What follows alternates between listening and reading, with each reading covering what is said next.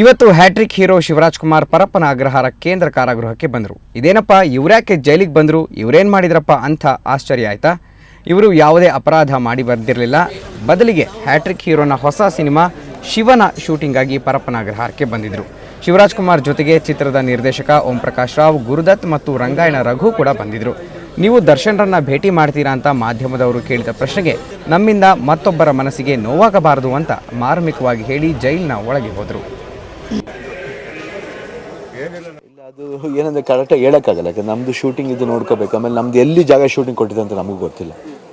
ಆಮೇಲೆ ಅನ್ನಸೇ ವಾಲಂಟಿಯರಾಗಿ ಹೋಗಿ ಸುಮ್ಮನೆ ನಾವು ತೊಂದರೆನೂ ಕೊಡಬಾರ್ದು. ಯಾಕಂದರೆ ಮಾನಸಿಕವಾಗಿ ಯಾರಿಗೂ ಹರ್ಟ್ ಆಗಬಾರ್ದು.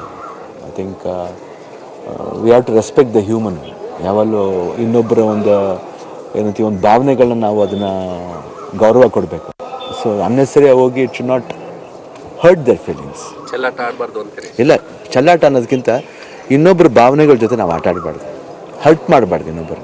ಅದೇ ನನ್ನ ಪಾಲಿಸಿ. ಶಿವಣ್ಣ, ನೀವು ಇದು ಫಸ್ಟ್